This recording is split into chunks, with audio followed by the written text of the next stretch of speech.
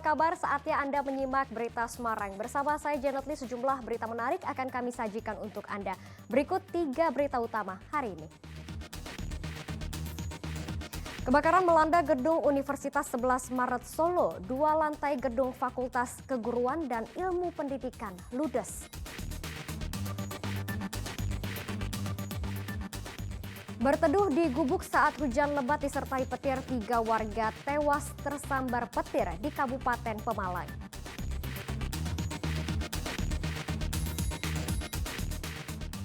Berbekal belajar dari internet, seorang pria asal Klaten sukses membudidayakan jambu kristal hingga untung belasan juta rupiah.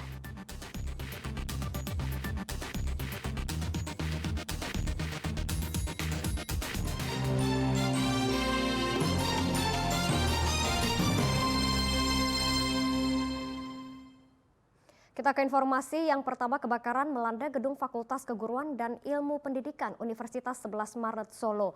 Ruang sidang di dalam gedung tersebut ludes dilalap api. Api berkobar di lantai 1 dan 2 gedung A FKIP UNS pada Kamis pagi. Petugas damkar mengerahkan blower untuk mengurangi pekatnya asap di ruangan yang terbakar.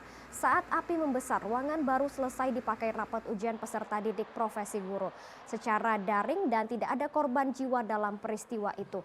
Diduga penyebab kebakaran karena arus pendek listrik dan dibutuhkan waktu 1 jam untuk memadamkan api. Konsleting listrik mungkin dari komputer ataupun mungkin dari audio sound system itu tadi kan habis digunakan untuk rapat.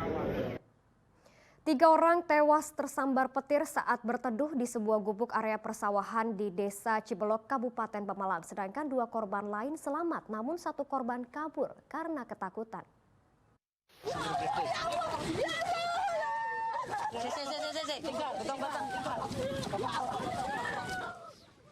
Warga panik menyaksikan 5 orang terkapar akibat tersambar petir di Desa Cibelok, Kecamatan Taman, Kabupaten Pemalang, Rabu petang. Dari video amatir terlihat para korban tergeletak di dalam gubuk akibat tersambar petir. 3 korban bernama Safti, Cenuri, dan Imam Fatomi meninggal di lokasi kejadian, sedangkan 1 korban kritis dan 1 lagi kabur karena ketakutan. Warga langsung mengevakuasi para korban ke rumah sakit.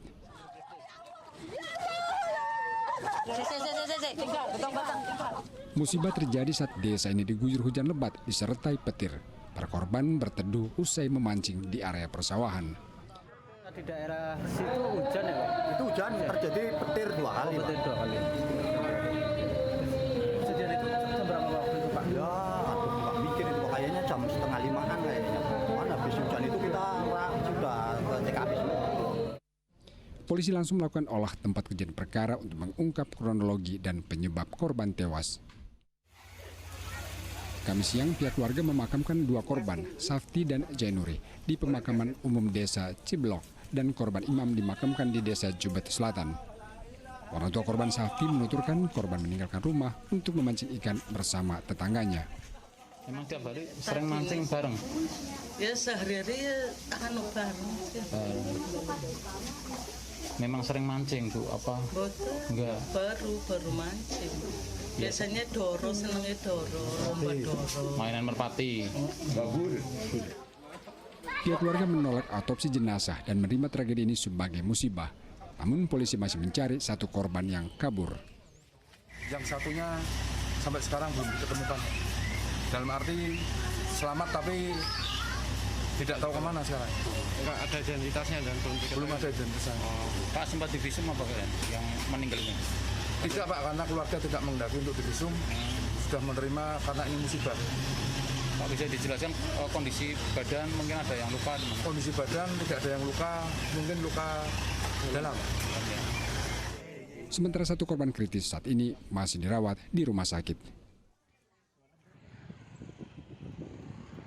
Kuncor Wijayanto melaporkan dari Kabupaten Pemalang. Kesal karena selalu diminta mencari pekerjaan, seorang warga Sragen tega memukul ibu kandungnya hingga tewas. Kasus terbongkar berdasarkan hasil otopsi jasad korban. Sebelumnya pelaku menyebut ibunya tewas karena terpeleset. Inilah Dian Purnomo, pelaku yang memukul ibu kandungnya hingga tewas. Warga Kampung Widoro, Kabupaten Sragen hanya bisa menyesali perbuatannya di balik jeruji tahanan. Awalnya korban Setiorini dilaporkan meninggal karena terpleset di kamar mandi pada 28 Juni lalu. Namun keluarga besar mendesak pelaku untuk melaporkan ke polisi karena kondisi kematian perempuan 53 tahun itu mencurigakan. Setelah diautopsi pada 3 Juli ditemukan sejumlah luka di tubuh korban. Terkuak, ternyata pelaku merupakan anak semata wayang yang tega menghabisi ibunya. Pria 33 tahun ini kesal lantaran ibunya terus menasihati dirinya untuk mencari pekerjaan agar memperbaiki nasib. Memang kesehariannya juga kesulitan ekonomi, sehingga si ibu kerap memberikan nasihat kepada si anak supaya mencari kerjaan yang benar. Ada juga saran-saran untuk berangkat ke Jakarta, nyusul kakak keponakan untuk bisa mencari nafkah pekerjaan yang layak. Sampai bahasanya keluar, apa nggak kepengen memperbaiki rumah supaya kita juga hidup layak segala macam. Ada seperti itu, dan itu hari demi hari terus. Meski tak ingin menyakiti ibunya, tetapi kekesalan yang ia rasakan membuat pelaku gelap mata saat memukul ibunya hingga tewas. Mukul pertama itu saya ya agak ragu, tapi entah kenapa lanjut. Kasihan sih sama saya. Pelaku sengaja mengatur kematian ibunya seolah kecelakaan di kamar mandi. Polisi menyita ember dan gayung sebagai barang bukti. Kini pelaku terancam hukuman maksimal 15 tahun penjara. Heri Prasetyo melaporkan dari Kabupaten Sragen. Bermaksud menghindari tabrakan dengan motor yang menyeberang, sebuah truk trailer malah menabrak rumah warga di Jalan Raya Solo Semarang, Kota Salatiga. Akibat kerasnya hantaman truk, bagian samping rumah milik M. Sodik di Jalan Raya Solo Semarang, daerah Noborejo, Kota Salatiga ini rusak. Kondisi bagian depan truk juga rusak. Kecelakaan tunggal terjadi saat truk bermaksud menghindari tabrakan dengan motor yang tiba-tiba menyeberang jalan. Spontan supir truk bernama Hasan membanting setir ke kiri sehingga menghantam rumah warga. Beruntung tidak ada korban jiwa dalam kecelakaan ini. Dan akibat kecelakaan, arus lalu lintas di arah Solo Semarang sempat macet panjang sampai evakuasi truk rampung.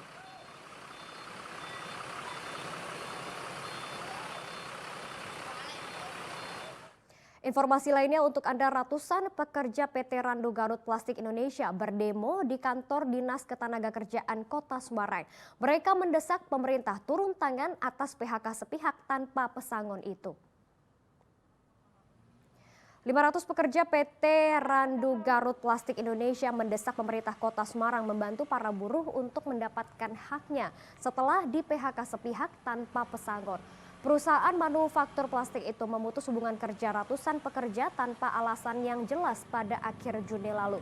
Bahkan tidak ada pembahasan pesangon, padahal mayoritas buruh bekerja lebih dari 20 tahun.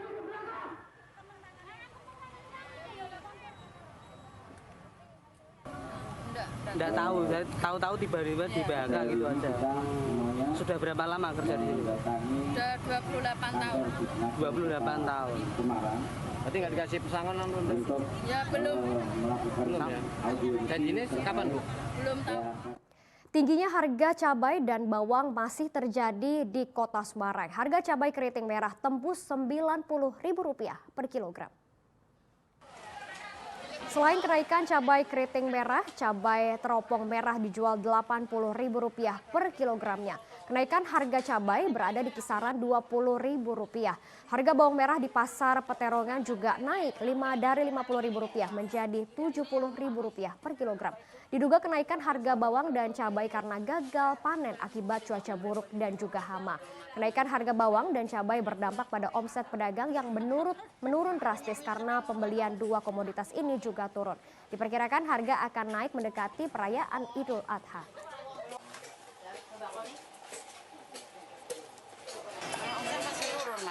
Turun ya Bu ya?